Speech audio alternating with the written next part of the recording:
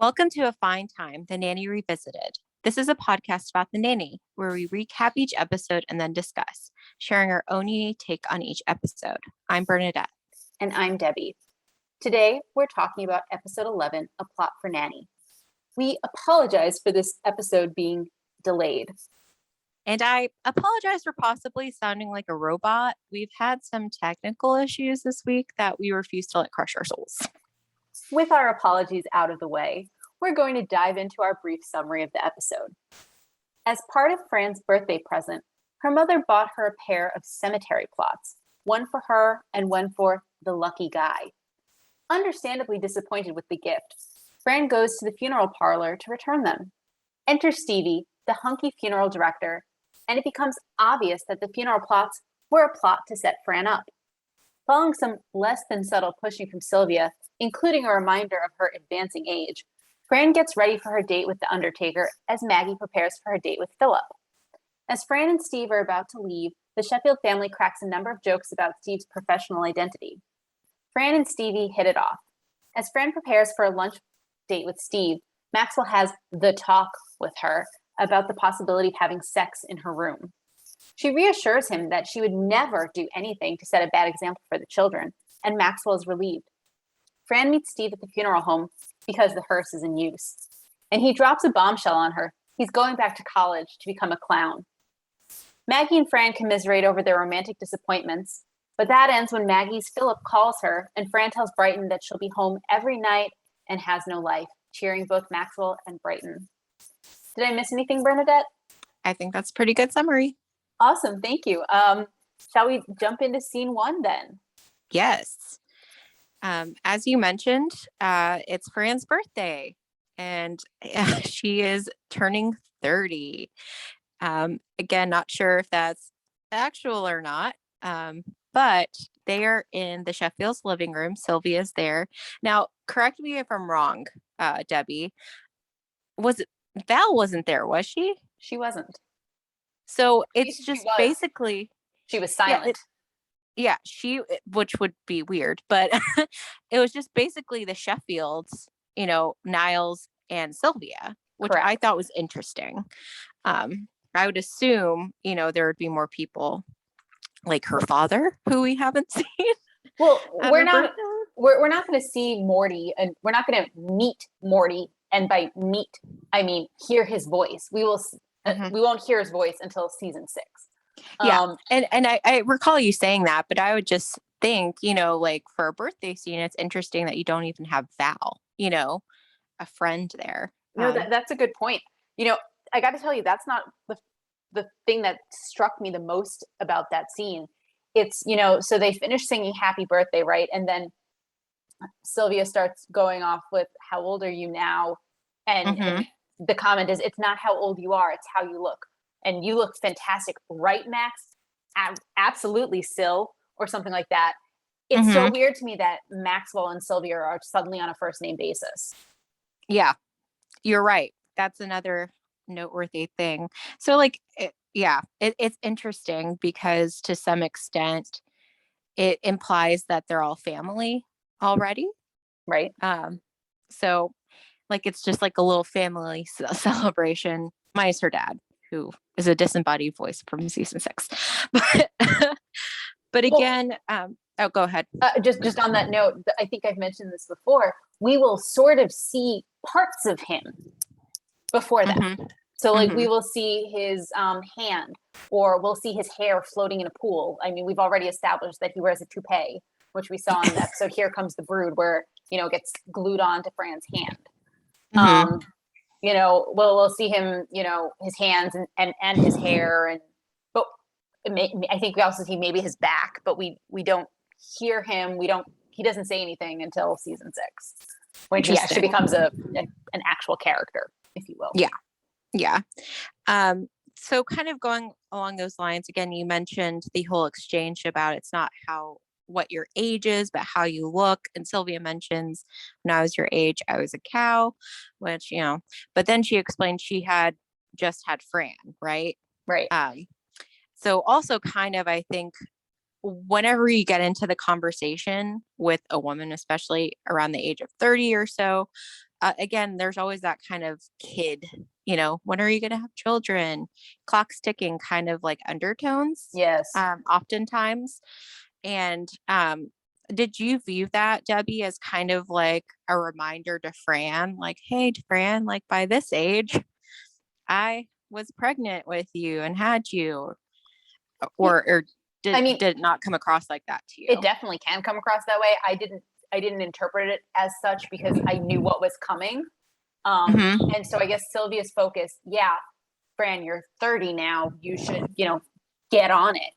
Mm-hmm. But it's more focus on Fran, you need to get married so you can get on the path to have a baby. Like Mm-hmm. step Yeah. one, you need Well, a man. yeah, definitely. And I believe Maxwell's present for Fran are tickets to Les Miserables.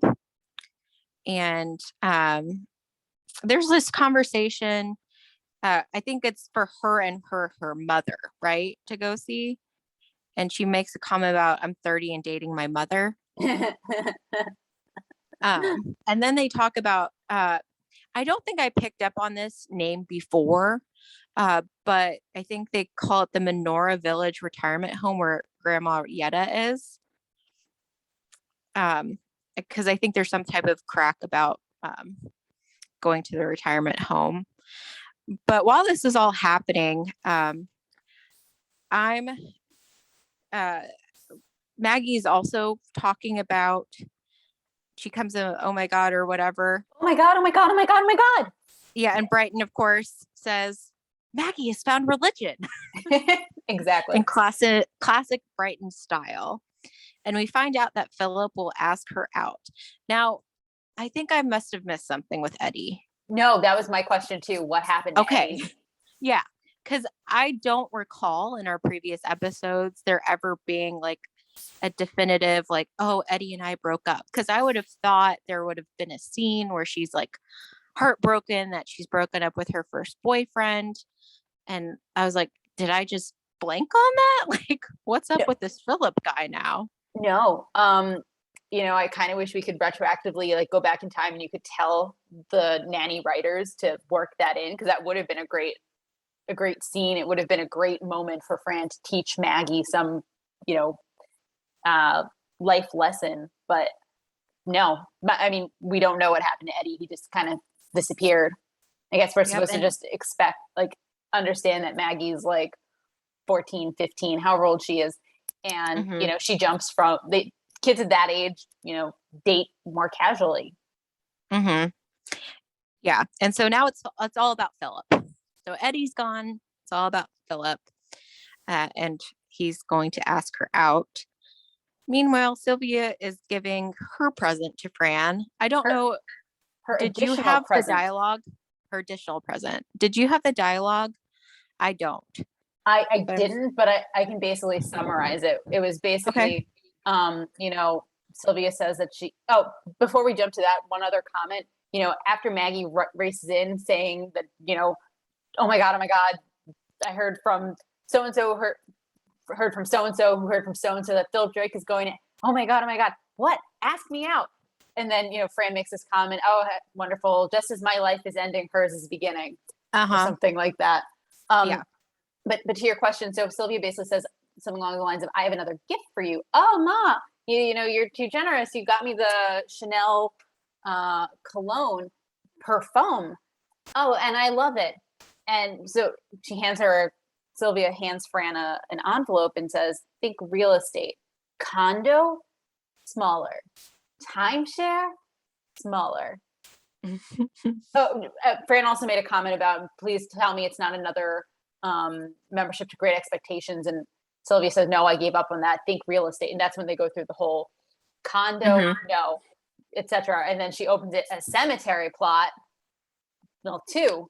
You mean one for me? And yeah, one for the lucky guy. Do you think that a cemetery plot is a good birthday present? Well, I mean, that would not be my top gift. Interestingly enough, a couple of weeks back, YouTube randomly recommended Like, there's a channel called Ask a Mortician, and it's an actual Okay. mortician. Yeah.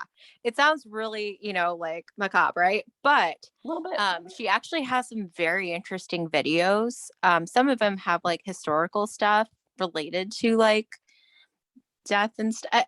It sounds super depressing, but she's very interesting. But what was interesting too is that part of her thing is that she thinks it's important for people to have conversations, so that it's not as fear inducing or whatever. So I it's don't not as know. taboo. Yes. So it's not as taboo. And part of, I think her thing too is like it's good to have conversations with family about like plans and different kind of stuff. With that said, I still don't think giving a woman on her 30th birthday a cemetery plot is necessarily going to make the woman feel great. That might be, if you're going to gift it, maybe another time. No, I But mean, so one that's just thing, me. so we'll talk more about this in our Yiddish cop segment, but just as we're talking, something that occurs to me is that I feel like Jewish people have a lot of, they put a lot more, I don't want to say they put more thought into it, but it's a sort of a bigger deal where you're going to be Hmm. buried, right? Like there Hmm. are Jewish cemeteries and, you know, Yeah. everyone who's Jewish, as far as I know, all my friends who are Jewish grew up being told, if you do X, Y, and Z, you can't be buried in a Jewish cemetery, which is actually going to be a plot point in a later Nanny episode. Um, but so like it's sort of a big deal, and there are limited number of plots because land is limited, etc. Um, Hmm. but yeah, I'm kind of with you. I don't think giving someone on her purported 30th birthday a pair of cemetery plots is a great gift. Yeah. Was there anything else in that initial scene that you wanted to discuss? No, I don't think so. You Okay. did a great job summarizing it. Thanks. Um, so yeah, we get into the theme song, and then Debbie, do you want to pick up Sure, where we next scene? sure. So the next scene is in the funeral home, where Fran has gone to, try to exchange or return her cemetery plot, and she's with Sylvia, and she kind of makes a point, about how I don't even have a good winter coat. Like, what kind Mm-hmm. of nonsense? Well, anyway, so they're there, and no one who works there is there, and while they're waiting, they're admiring a casket, which we'll talk about later, and you know, Sylvia asks Fran, "Do you want some blush?" And Fran makes a snide comment about how, yes, I'm sure he had a common career choice between undertaker and male model or whatever. Mm-hmm. Sorry, male model or mortician, and then Stevie comes out and he is a decent looking guy, Mm-hmm. and we find out that Stevie and Sylvia know each other. They met at a funeral, believe it or not. Mm-hmm. Um, and so Fran wanted to explains that she wants to return it, and she finds out that they were on sale. So not only you're giving me away, um, and so he says, "Well, let me see what I can do for you." And he walks her over to the plot of the mock-up of the cemetery, and he basically offers to put her in a mausoleum. And she complains that, oh, then we get all the fumes from the Bronx Expressway. And he says, well, we haven't had any complaints before. And she's like, well, Mm-hmm. as lovely as you make dying sound, I really, don't want to do this. And he said, I don't want to make plans. She says, I don't want to make plans so far in advance. He said, how about tonight? What? And skip old age? Um, and he asks her, he's like, I was thinking dinner. And clearly she's uncomfortable with the idea of dating a mortician, an undertaker, a funeral director, whatever you want to call him. And Sylvia basically starts saying, how old are you now? And Mm-hmm. we're kind of left, it's sort of assumed that Fran's going to go. Mm-hmm. So Yeah. that's my summary. Do you want to add anything? Or is there Yeah. anything you want to So flag? yeah, a couple of things. So as you mentioned, so Sylvia bought 4 plots, one for her and her husband, and then one for Fran, one for friends, feature somebody. All throughout this scene and then all throughout the episode, you get a lot of jokes Yes. regarding death. So like they're looking at a coffin, they're talking about satin doesn't breathe, neither will you. um, And again, I think you might have mentioned it in your summary, but basically after Fran discovers that Sylvia already knew Stevie from a funeral, she's like, these plots were a plot. And then Yep. it turns out there's just 2-for-1 sale. And I think Sylvia, what is it, Sylvia, who says 25 is a very important birthday. Yes, that is exactly what So Sylvia again, says. also reducing, and there's a look exchanged between them. Sylvia makes a point that she doesn't have a husband. Sylvia is not being very subtle. And She is the opposite of subtle. no. And Fran's like, you're killing me. And actually, Stevie and Fran have an exchange about how Stevie kind of was like trying to reassure Fran, like, oh, my mother's worse. And she's like, no, mine is. And then Sylvia pulls out a 3rd-grade photo of Fran as part of Fiddler on the Roof. And Stevie makes the comment, you win. Exactly. So they kind of have had a little bit of banter and stuff as well. But yeah, you're right. We kind of leave the scene with the understanding that she will be going to dinner with him. Right. So I'm looking at my notes. First off, the comment that this was a plot for her is just hilarious. I mean, it's a very interesting way to set her up. You could think of so many other ways that Sylvia could have done that, such as, literally just introducing them at anywhere but the funeral home, and it would have been very different. So when Fran goes to talk and is talking to Stevie about trying to return them, he asks, did your husband make other arrangements? And Sylvia jumps at that. She doesn't have a husband, which is something we will see in a later episode, that, Sylvia likes to shout that Fran does not have a husband. But yeah, so Stevie's immediate thought is, oh, did he pass on? And Fran says, first he should only pass by. Yep.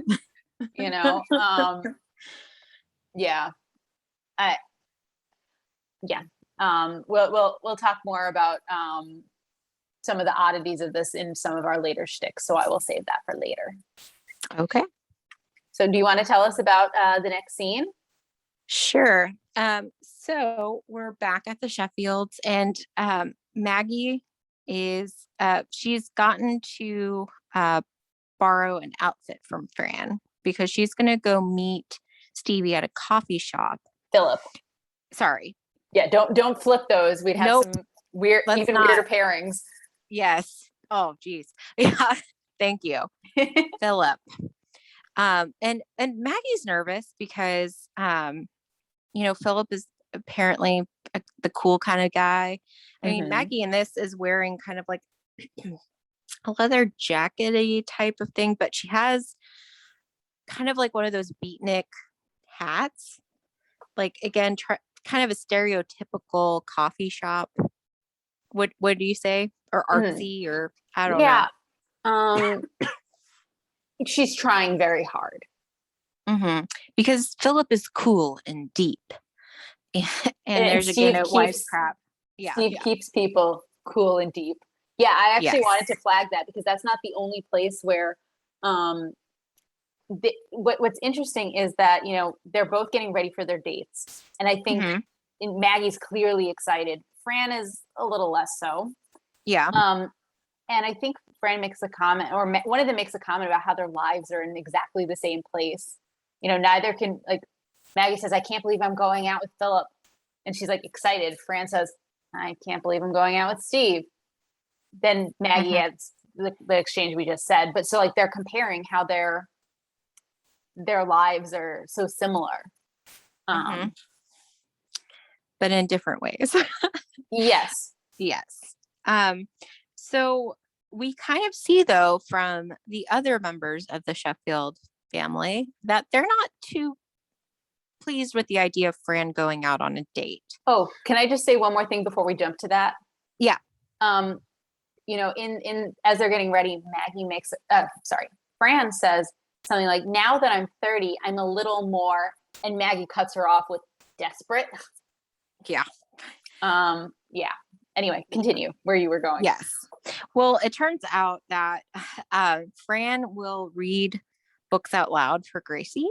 Mm-hmm. So in preparation of the evening, she's actually taped herself reading it. Yep. And it's Scruples, A which, dramatic reading. yes, by Fran, which again is not necessarily something you would think you would read to a 6-year-old, but there you have it. Brighton, meanwhile, has a history paper that is due, and he really wants Fran to do it, help him out. And by that, I mean, do it for him. Correct. Asks, do you type? And she makes comment, oh, look over there. What? A pig just flew by. But again, Maxwell and Niles are kind of exchanging various jokes about Stevie. Maxwell says it's quite an undertaking. Over our heads, says Yep. Niles. And then after Stevie arrives. Yeah, I mean, it continues. And the big thing then is that I believe is it Brighton who gets Fran? Yeah, but before that, it's Maxwell offering a cup of coffee, and then it's Brighton who gets Fran to say, over my dead body. And then Fran's like, darn it. Like, you exactly. got me. So yeah, so again, at the beginning, we see kind of them not too pleased with the idea, but there's still kind of some banter with Maxwell and Niles. Right. Before we move on, is there anything else in that scene that you wanted to cover? I just want to note at the very beginning of that scene when Maggie and Fran are walking down the stairs, Fran is giving Maggie some advice because Maggie's concerned that she's going to a coffee shop and she doesn't know the difference between light roast and dark roast and whatever. And Fran gives her the advice to drink water, get some water, but nothing with bubbles because it's hard to sound profound when you belch. And I just thought that was truly great advice. Yeah. So we cut to the next scene, and it turns out I had originally thought that when Fran said that she taped herself, that it would be like, like on a little recorder. No, it's an actual video. Yep. And Fran's like in pink curlers in her bed. In a bathrobe. Bathrobe, like dramatically reading Scruples. And it's funny because I think both Gracie and Brighton are watching. Right. And there's a comment made about it. And Gracie's like, Fran's so good, I can't put her down. Right. So the part we hear Fran saying, trembling with desire, she looked deep in his eyes, slipped off her negligee, and folded it neatly, brushed her teeth, and got a good night's sleep. Yep. Pretty sure that's not how that sentence ends. Yes, pretty sure as well. And again, Brighton, meanwhile, still has the paper that, Maxwell's taking a look at.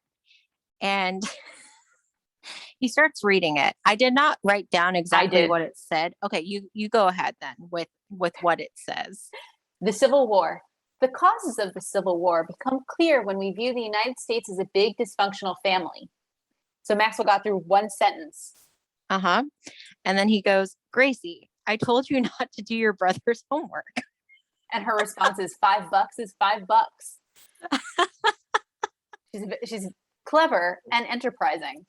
Yes. But again, 6. So. Well, I mean, think of just that sentence alone. The causes of the Civil War become clear when we view the United States as a big dysfunctional family. Big dysfunctional family to me screams like therapist jargon. Yes. Yeah. So it makes sense that that's what she would write. Oh yeah. I mean, it's classic Gracie. It's just funny because again, she's time and again portrayed as having kind of an older mindset than a typical 6-year-old would. Absolutely. Yeah. So again, Maxwell's kind of chiding Brighton, you can't have everybody do stuff where you can't just, pay money, all that kind of stuff. And Brighton's like, I have 2 words, Niles, Fran. Exactly. And responds with, I have 2 words, military school. So again, that theme we've kind of picked up on of the threat of military school for Brighton shows up again. Yep. Although it's not like super serious in this necessarily. No, but I you didn't also see. get the sense that if Brighton were to really cross a line, he would be Mhm. packed off and shipped off. So I don't recall in my notes who exactly mentioned wanting to chain Fran up in her room, or Maxwell's like he can't keep her chained up in her room. Mm-hmm. And then we have a bit of like a sincere moment where we find out like if Fran were to ever leave, Brighton would miss her. Exactly. Because Um, Brighton says something like, if you let her go out, she may never come back. mhm. Which surprises Maxwell that Brighton's gotten so attached to her. Mhm. As we may recall, Brighton chased off the last nanny by faking another suicide attempt. Mhm. And as Niles Yeah. put it, the best one yet. Spread eagle on the floor with a little bit of catsup coming out of his ear, if I recall correctly. Yeah. So, I mean, and again, we often see Brighton in this kind of joking mood. Like he's constantly cracking jokes, and a lot of times at the expense of the person. Mm-hmm. So he seems more distant and stuff. But here we get the sincere, he would miss her. Mm-hmm. And what's funny though is in the meantime, Gracie's still watching Fran's videotape, and she goes up to give the TV a kiss good night, and video Fran looks up at the exact corner where Gracie is and says, don't get too close to the TV, you'll get cancer.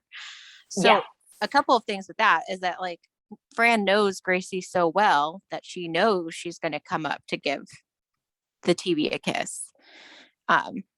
Because she looks exactly where Gracie is. Exactly. I've seen this episode so many times. It's not a secret. I think I said this on our last episode. I really like this episode, but every time I see that exchange, I'm just like, that would not happen in real life. That is so staged. Oh yeah. But it's also hilarious. Yeah, because I mean, again, I think the point is to show how integrated Fran is in their lives, and their different connections to her. So, was there anything else in that scene that you wanted to discuss? I don't think so. I think I'm fine moving into the kitchen. Yes, take us to the kitchen, Debbie. So I think we follow Maxwell into the kitchen. We find Niles sitting at the table. He has a glass of brandy. He has a cigar. He has a paper. He's in his pajamas. And Maxwell comes in and says, "Ooh," and basically takes the brandy, then takes the cigar, and then says, "Oh, is that the London Times?" Takes those two. And Niles makes a comment, I think my pajamas are about your size. And then they start talking about Fran being on her date. And, Maxwell seems concerned, and Niles basically says, it's just a first date. Like, basically, relax, man. And then they're like, yeah, first dates are terrible. And then, like, they open the door to, I think it was to take the trash out just before. And Maxwell saying, I can't see anything. But he's a funeral director. I can't see anything between them. They open the door, and there Fran is kissing Stevie. And Niles says, I can't see anything between them either. Yeah, as you mentioned, like Maxwell he's pacing throughout. And we learned that little bit of nugget of information that Niles gets off at 8 p.m. and it's after 8 p.m. It's his off time. And yet Maxwell's still there, taking everything of his. And Niles suggests to Maxwell that why don't you sort the recycling? Which she's like, good idea. And so, yeah, as he's taking it out, that's where we see Fran and Stevie making out. Yeah, you can't see anything between them because they're that's a true statement. Up together. Yeah. So obviously things have gone well with their date, which is not really surprising considering how well they hit it off in the funeral home. Yeah. I didn't really have much to add because some of the stuff's going to be in our shticks. Yeah. Um, So do you want to take us to the next morning? so we're at breakfast next morning. Again, new robe. Yep.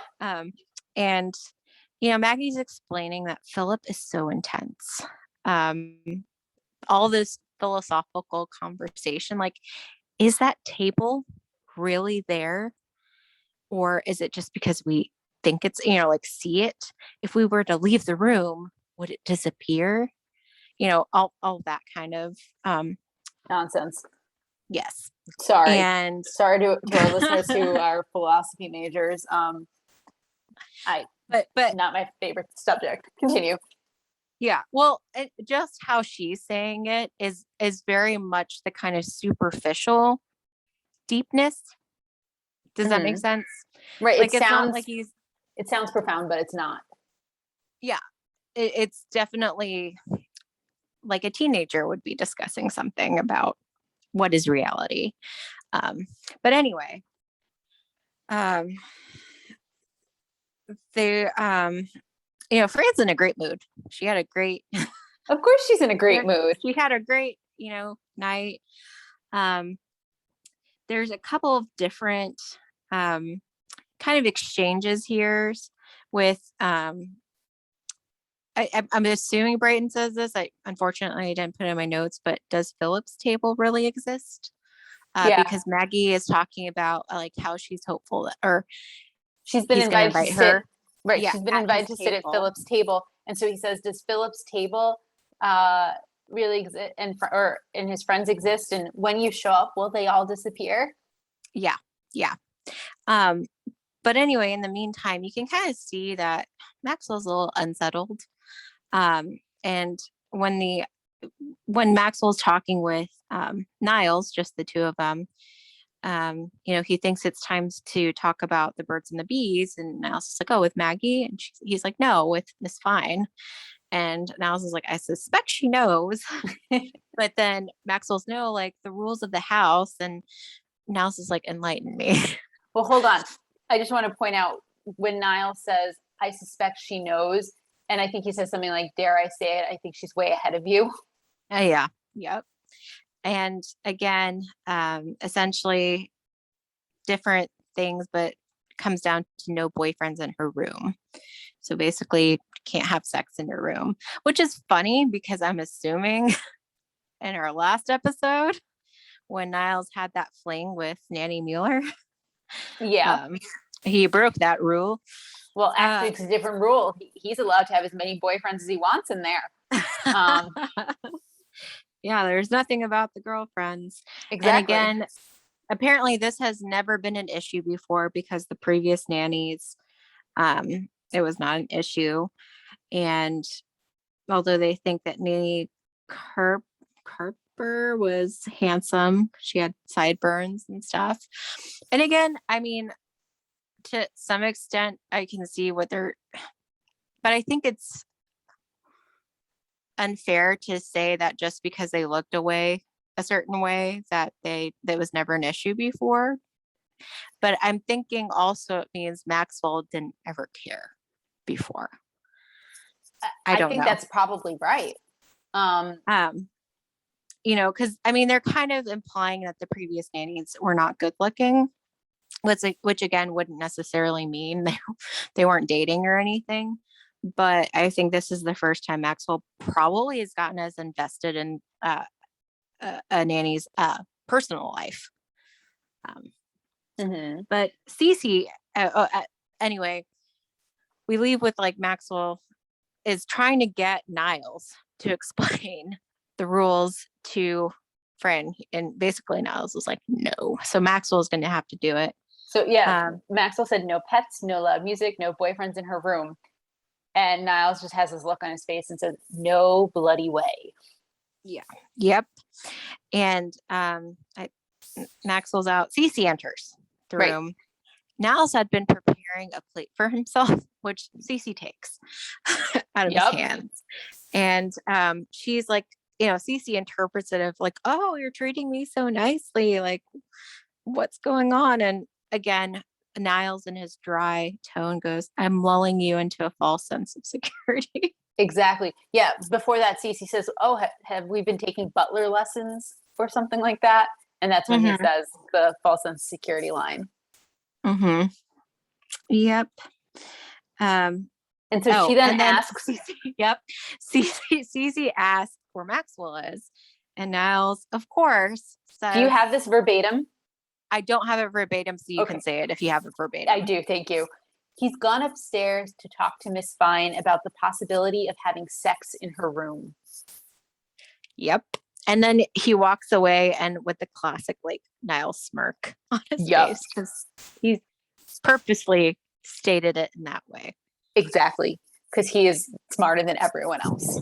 Mm-hmm. The the one other thing I want to mention that we kind of glazed, I think we skipped over in this scene is you know, when Fran, as you put it, she's in a great mood and Brighton says something like, "You need to get this guy out of your system. I have midterms coming up." And she says, "I've got middle age coming up. I win." Mm-hmm. So I just Yep. wanted to mention that. Yep. Okay. Anything else in that scene? No, I think you hit on everything else. Okay. So do you want to take us to Fran's bedroom? Sure. So we go up to Fran's bedroom and she's in her bathrobe and she's getting ready for her lunch date. And Max was like, "Another date so soon?" She's like, I gotta eat, you know.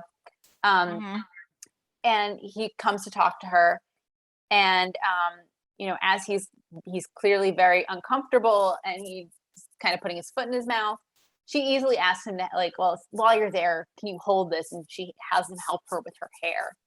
He says something along the lines of, "As master of this house, there are certain things I expect." And she's like, "Well, maybe I should have read the fine print." And he's like, "No, no, no, no." And then he refers to Stevie as her boyfriend. She's like, "Oh, I wouldn't call him my boyfriend." And he gives that line, "Well, he's a boy and he's your friend."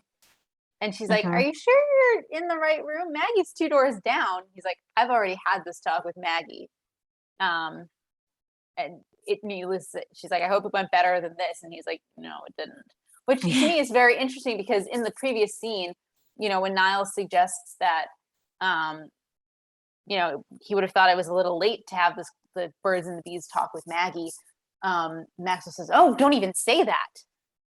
So he like sort of poo-pooed the idea of having the talk with Maggie already. Mm-hmm. Anyway, back to Fran and Maxwell. She at one point, sort of, I won't say aggressively, but she's like walking towards him and he's backing up. "We are talking about having sex in my room, right?" And he's Mm-hmm. like, not we." She's like, "Right, we've already covered that." Mm-hmm. And that's when she reassures him, that I would never do anything to set a bad example for the children. And he's, very relieved. And, as he's leaving, she thanks him for holding my hair and offers to, "I could return the favor and wash that gray away. When'd that come in, by the way?" And he's like, "About the same time you did." Mm-hmm. Yeah, it was interesting, because Fran's getting ready during this. So she's doing her hair. So she's asks, Maxwell a couple of times to hold chunks of her hair so she can like put it in the curler. And he just does it, as they're talking. There's Right. also an exchange. I only have the quote, so not necessarily who, but quote, "fling to be flung," quote, "never flang," Yeah. So the quote, first one is "not Maxwell. flingers." The first one's Maxwell. The second one's Fran. The third one's Maxwell. Yep. So playing around with that. And what's kind of funny is as we're talking about it, the whole master of the house thing, as you kind of mentioned, there's there's a playful kind of suggestive, like Fran is kind of being playful with Maxwell. Mm-hmm. Because again, when she says master of the house, there's certain expectations or whatever, and she's kind of like, "Oh," and he's like, "No, not that." um, but what's funny is that that's also a song title in Les Mis, which is what was his present to her. I just thought that was a funny kind of connection. I bet that was intentional, but it went right over my head. Yeah. So, but yeah, I thought it was interesting that she mentioned his hair and the gray. Mm. I don't like, I don't know. I Oh, understand, he held her, but I was surprised that she's like trying to wash away the gray because he looks good with his gray hair. oh, don't worry. Spoiler, that's the first of many offers and references to the gray hair. So, Okay. Yep. Anything else? not in that scene. Do you want to talk to us about the funeral home? Yes. So we're at the funeral home. Fran is waiting for Stevie, and she's kind of looking around. She picks up an urn and she tilts it so that all the cremains are falling to the floor. Yep. And her way of dealing with it is to try to rub it into the carpet. Yes, a very appropriate response, clearly. Yeah. That was I was like, sarcasm for oh my anyone goodness. Yeah. who's concerned. That is sarcasm. Yes. Continue. And then of course when Stevie shows up almost right away, she's like trying to, use her body in a way to kind of distract and like cover up what's going on. They talk about, what a great sense of humor he has, and how it's really, apparently this is a family business. Well, hold on. Okay, Well, yeah. Before you go there, he's the one who says, "That's what I love about you. You've got the greatest sense of humor." Mm-hmm. And she smiles and says something like, "Well, so do you." And that goes into the conversation goes into what you're getting into. But I just want to say this is date 2, right? Isn't it a little early to say the L word, even if it's about a characteristic of hers? Sure, generally speaking. I mean, I thought so. Yeah. I mean, I didn't really pick up because he didn't necessarily say, "I love you, but I love this about you," which I think is a little different, but yeah. Okay. Still, obviously he thinks that this is going great. Yep. It turns out this is a family business, and he kind of, it was expected of him. But you know what? He doesn't want to be a part of the family business. He wants to go back to college. And so Fran's like, oh, to be, doctor? No. No. Lawyer? No. Guess No. again. And then she guesses Indian chief. Yep. Is that what you had? Which Yeah. is random. No. And then he's like, he turns away, and when he turns back, he has the large red nose, clown nose. He wants to study to be a clown. He's going back to clown college. And, she's taken aback. This is clearly not where she thought this was going. He has one of those little things, he's trying to do jokes, whatever, sprays her. Yep. With the with flower. water. Yeah, with the flower. And she does like the biggest like reaction with her face. Yep. And he's like, "Oh, why aren't you laughing?" And she's like, "I'm laughing on the inside where it's dry." Yep. So I'll just mention that this show is actually very well known for the exaggerated facial expressions. And actually, to your question about Doctor, Lawyer, Indian Chief, I noted it as well, but it didn't it's something I'd heard previously. But your comment about, well, where does that come from? So I just Googled it. Apparently, there's a song titled "Doctor, Lawyer, Indian Chief." Okay, by Betty Hutton. Makes a little more sense because I was like, that was random. And then he is trying to show her how to do the balloon animals, but he is struggling. He is trying terrible. He can't get the balloon to blow up at all. Correct. And I think I don't have it written, but I think she makes some type of wisecrack about, hopefully it's a 4-year college. So he has enough time to learn that. Have you ever tried blowing up one of the long balloons like that? I don't think I have. Just like the regular party balloons. So regular party balloons are super easy. The long ones that you make into balloon animals are super, super hard. So it requires a lot more lung capacity or strength or whatever. So it was not surprising to me that he was unable to inflate the balloon. Yeah. Yeah. Okay. Anything else in that scene? No, I think that's it.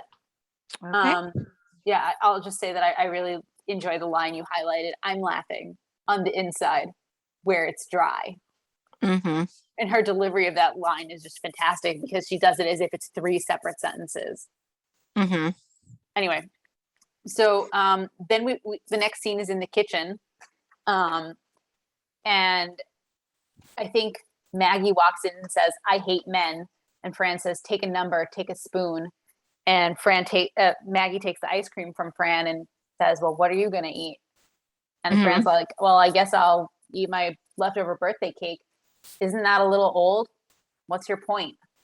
And so, Maggie's complaining about Philip, and it seems like Philip, wasn't as great as she thought he was. And she says something like, "I feel like I've had water splashed on my face." And Fran says, "I know exactly how you feel." Well, Philip's been drooling over a cheerleader. Thank you. That's what it was. Yeah. And so she feels like cold water was thrown in her face. Yeah. And Fran's like, yeah. I get that. Yes, because Fran literally had water thrown in her face. Yes. So Maxwell comes in and he takes a look around. He diagnoses man trouble. And, Maggie's saying she's never going to talk to Philip again. She hates men, all that, blah, blah, blah. And Niles comes in, Miss Margaret, or whatever. Master Philip's on the phone. "Oh my God, oh my God, oh my God." She gets up and takes the phone. And Fran just looks at her and says, "Ah, youth." And so, of course, eventually Brighton is in the room too. And, Fran says something to him, Brighton, my darling, I'm at your beck and call. I'll be home every night. I have no life." And she just sounds so forlorn and sad and depressed. And of course, Maxwell and Brighton are super happy that things didn't work out with Steve. And then Fran, tries to explain to Maxwell that, Steve turned out to be a clown. And Maxwell doesn't understand that she means a literal clown. Yeah. Yep. She repeats it several times. I mean, it's just such a foreign idea that Maxwell just can't get it. But what's interesting earlier in that scene where whenever Fran and Maggie are kind of commiserating together, Fran's talking about, "Oh yeah, do you have dreams, of living in a split level in Long Island with 3 kids?" And Maggie's just kind of like, "No." But I did have hopes for the weekend. Yep. Yeah. So again, kind of highlighting different times of their life, right? Different life stages. Like, what you want when you're 14 is very different than what you want when you're purportedly 30. Exactly. But yeah, Brighton and Maxwell are very happy and high five behind Fran's back. And, Fran does say, "I could have been Miss Bozo." Right. So she dodged a bullet, according to her. So, right. Yeah. Anything else with that? Not with that scene, no. Okay. So we're in Fran's bedroom and Sylvia's there. And Sylvia's kind of chastising Fran, like, "The world loves clowns. Why can't you?" Right. And so they're talking, and what's funny in this scene is that essentially, Fran's talking about her ideal guy. And, she doesn't want someone who wears as much makeup as she does. Right. And she prefaces that by saying, like, "I'm not asking for much, just a guy who doesn't wear as much makeup as I do." And then I don't have verbatim. So if you have verbatim, I do. Go for it. Okay. Sylvia says, "What are you waiting for? You think Mr. Wright is just going to walk up and knock on your door and say, 'Here I am'?" At which point Maxwell knocks on the door and says, "Ah, there you are." Yep. Yeah, go ahead. And then, he's trying to figure out what to wear. So asks Fran her opinion. He leaves. And Fran says something along the lines of she wants someone who she can respect and who respects her. Maxwell knocks on the door again, opens with the line, "I value your opinion." Yep. Which of these? So obviously it's a very tongue-in-cheek, like the show being like, there he is. But the characters, of course, are not. They're totally oblivious. Yeah, they're oblivious to this at this point. So again, this entire scene is just kind of like the show being like, hey, Maxwell, right there. Exactly. But basically they end like, oh yeah, there's not anybody just here.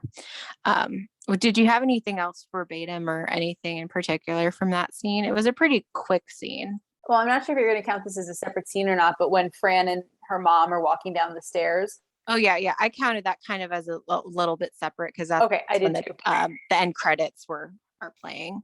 Okay, then yeah, I have nothing else on that scene. Yeah. Okay, but take us down the stairs. So they're walking down the stairs and like, Fran makes a comment like, I can picture our wedding now. He'll slip on a banana peel on the way down the aisle. And Sylvia tells her to look on the bright side. Instead of getting 2 rings, she'd have 3.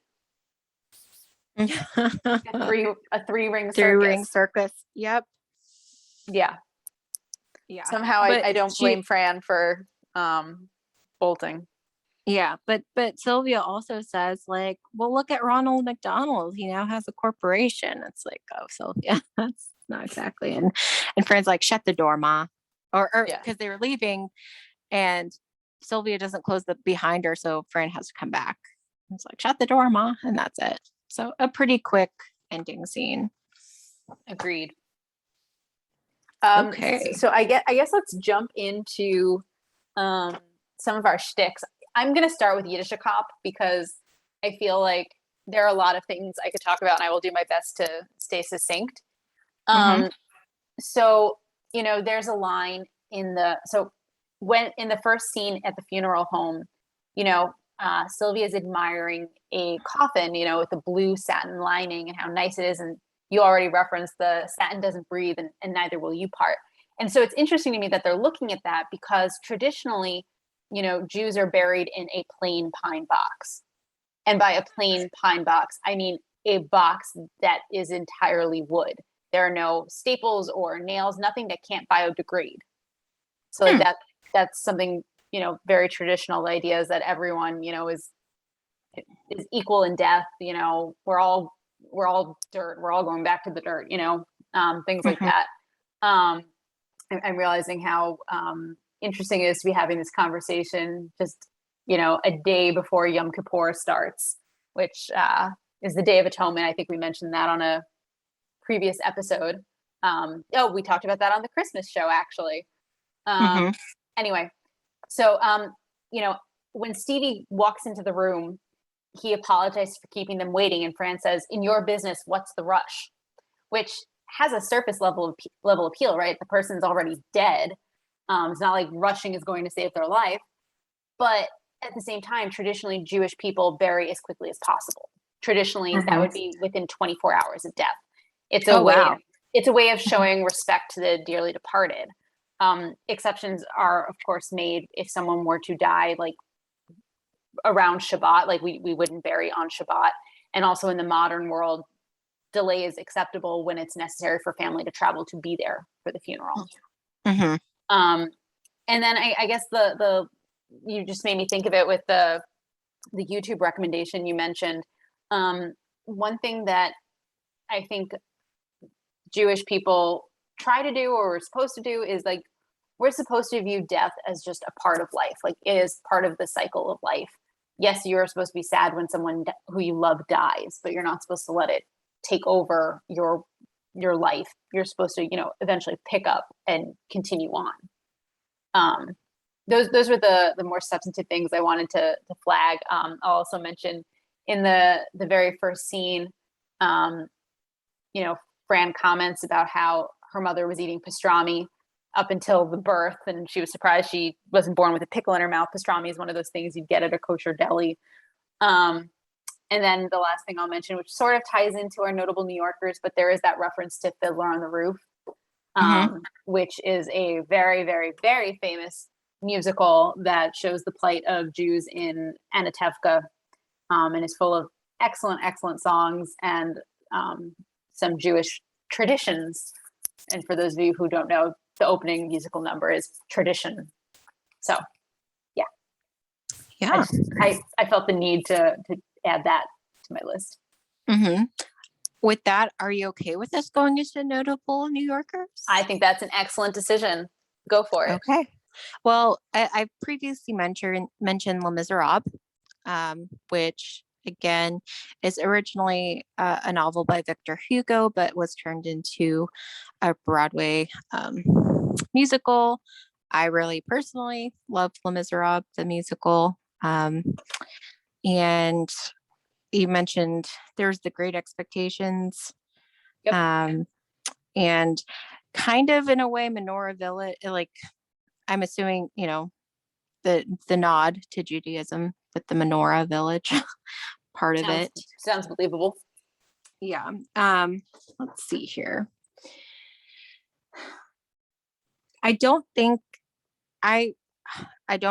that the name of the person whose funeral Steve and Sylvia met at is necessarily an actual person. I didn't even think of her as a real person, as a I don't think non-fictional so. person. Yep, that's my assumption. But her name was Marcia Silverberg. Yep. So anyway, I couldn't quite catch it.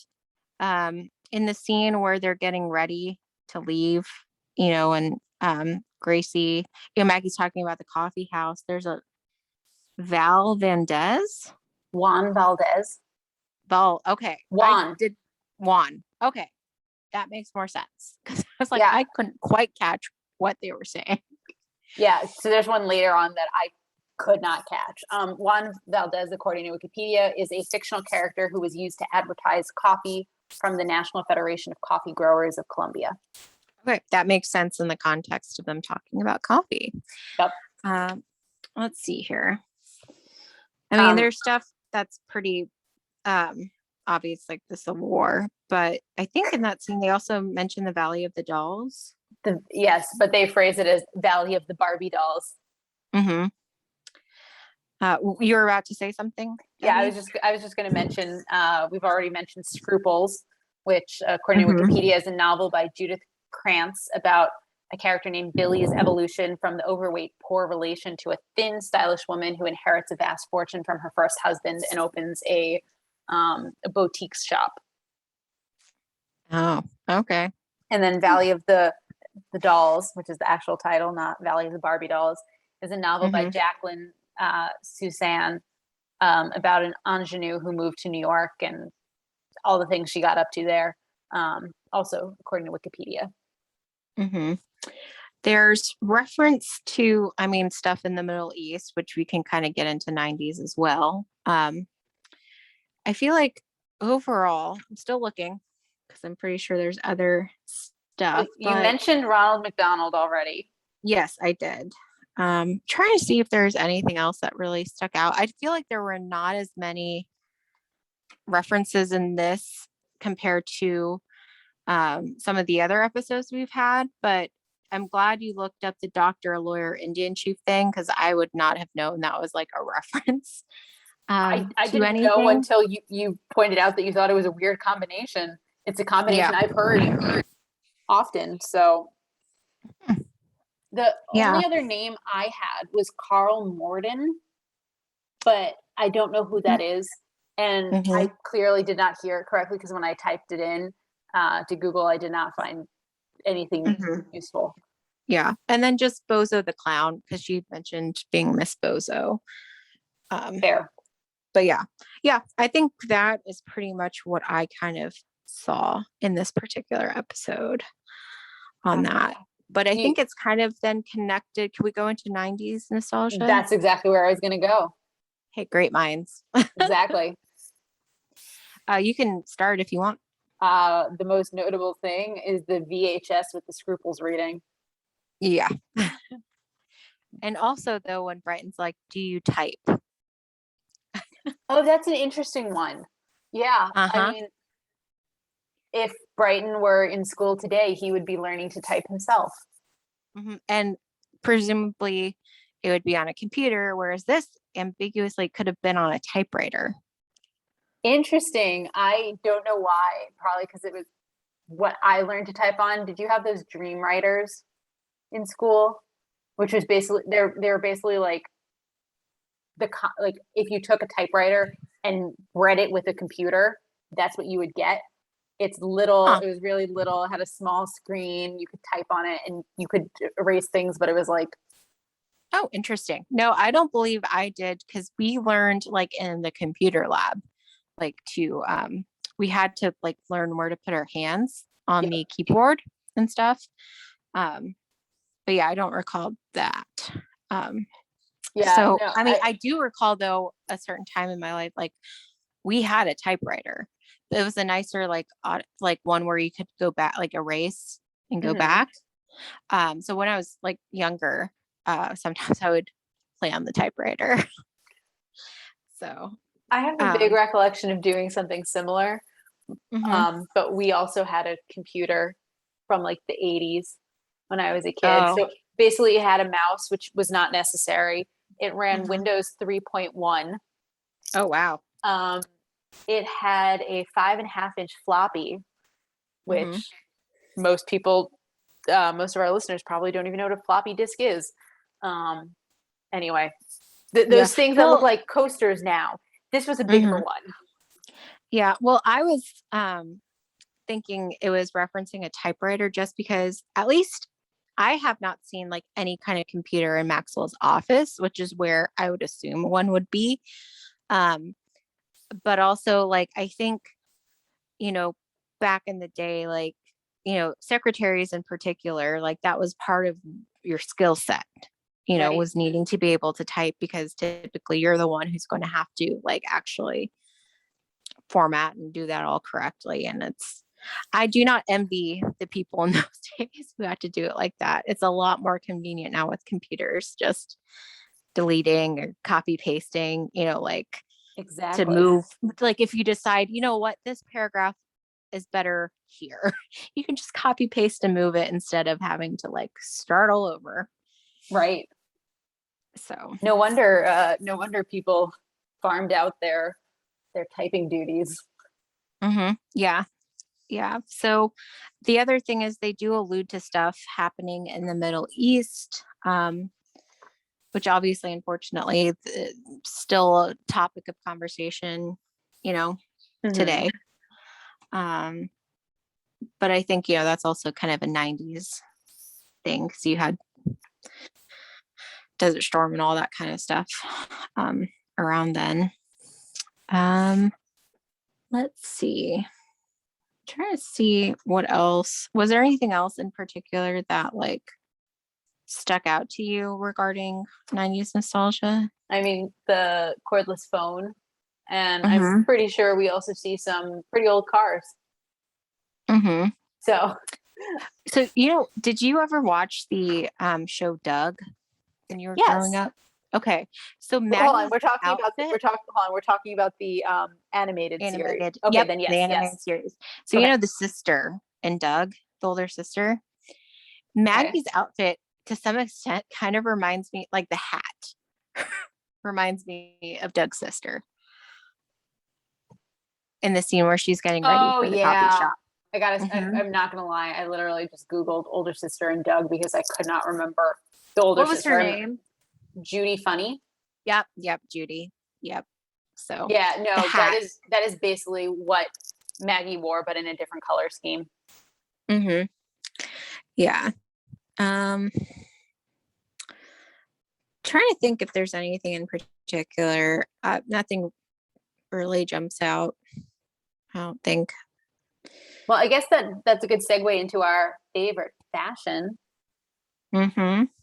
Um, I will start by saying I did not like that outfit that Maggie borrowed from Fran. Hmm. Yeah.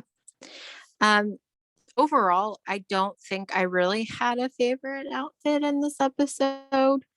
Um, I mean, so please tell me yours. Oh, I really liked what Fran was wearing. went for her birthday. It's a black and red dress. I think that was the thing I really liked. And I really didn't like what Maggie was wearing in that scene also. She's wearing like a blue velvet looking long sleeve, long dress. The velvet very much is 90s. Yeah. Although it's making a comeback recently. Everything comes back around. Yep. Indeed. But yeah, I always catch whenever we have a new robe for Fran for breakfast. Did any of our wonderful listeners write in and tell us we should go and categorize and catalog all of her robes? Not that I'm aware of. Okay. Do you want me to pull up the I just thought I'd ask. Yeah. I thought I'd ask just in case, because if so, then we really should get on that before we get any further into the series. Yeah. No. Awesome. Well, guys, if you change your minds, let us know. Sooner rather than later. Exactly. Yeah. So with that, I will say just generally, again, many of the outfits are very 90s. And I can't recall exactly, but like Sylvia's outfit was pretty loud at Fran's party at the beginning, I thought, like color wise. Yeah. I mean, most of the time what she's wearing is very loud. Yeah. Okay. Future fun, Debbie? All right. So sorry guys that I've been throwing in some future fun throughout our discussion today. I've tried to hold back, but there are just so many things that are foreshadowing more fun to come.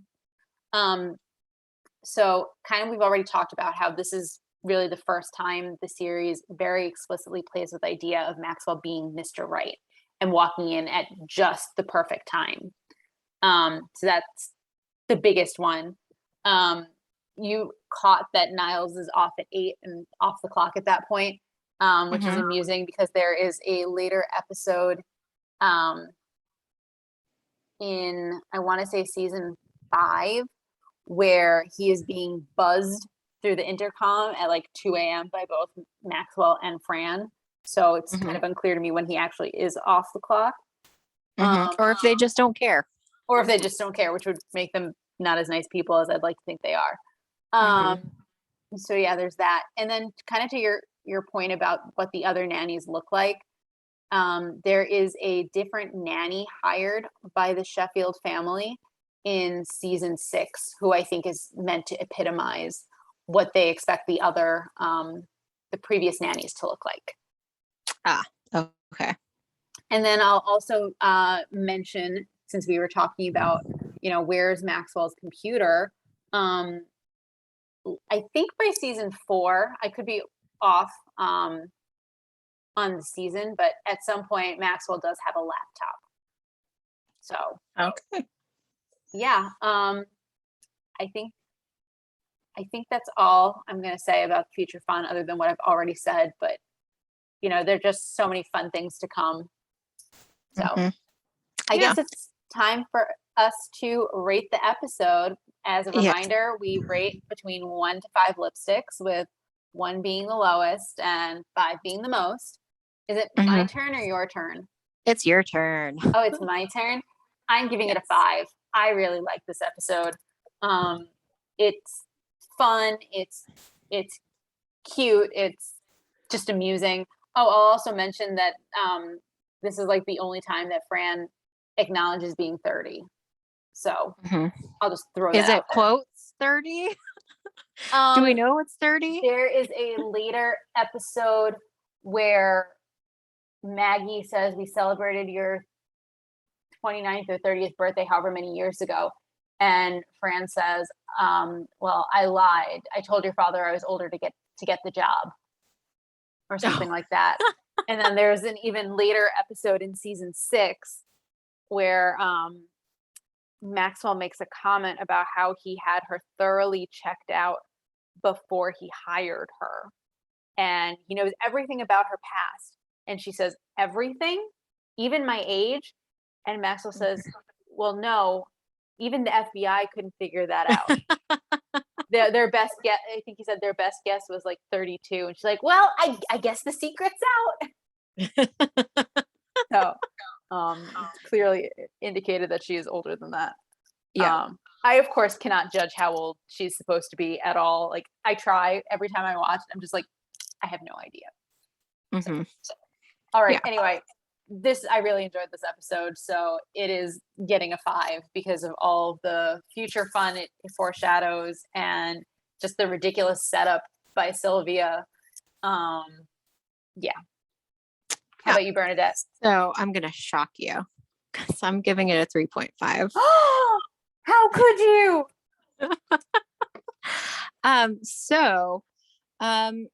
I guess like compared to some of the other episodes we've watched thus far in the season, I didn't have as much fun. I mean, it was fine.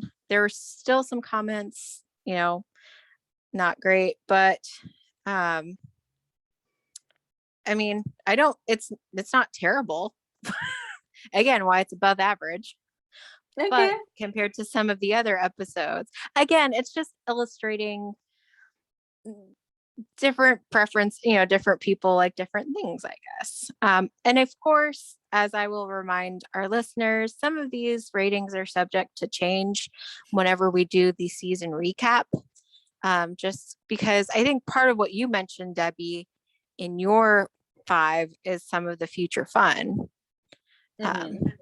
So again, sometimes context and stuff can kind of make you view things differently as well. So that could be subject to change, but for today, it is a 3.5 for me.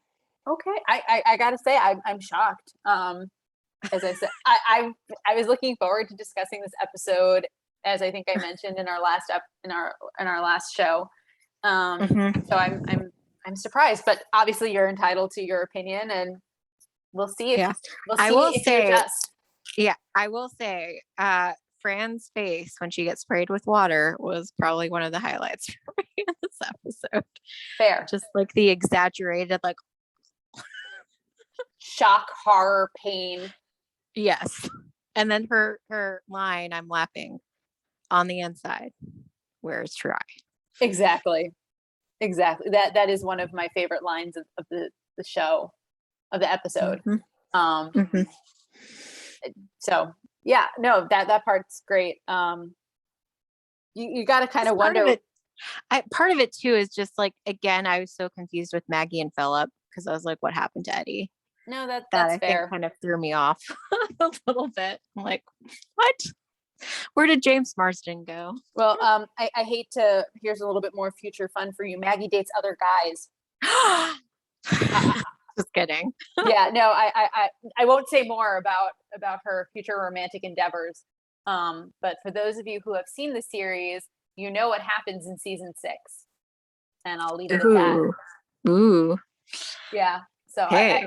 I'm trying, as Bernadette knows, for our wonderful listeners, I try very hard to toe the line appropriately of sharing things to come without ruining what's coming. And so I hope I never cross the line and give too much information. I also recognize, like, if someone was truly, truly curious, they could just go to Google and look up the summaries of every episode. But I also recognize there are people who don't want to do that. So I'm again trying to toe the line. I'm trying to keep people interested. I mean, frankly, I don't know how anyone is not interested in this show. As I've said, this is my favorite television program. But I'm trying to get people excited about what's to come without telling them exactly what's coming. So, All right. Well, that's all we have for you today. We hope you had a fine time with us as we revisited The Nanny. Join us next week when we'll be discussing episode 12, The Show Must Go On. If you'd like to reach us on social media, you can find us on Twitter at Nanny Revisited. You can also send us email at afinetimenannyrevisited@gmail.com. Have a great week.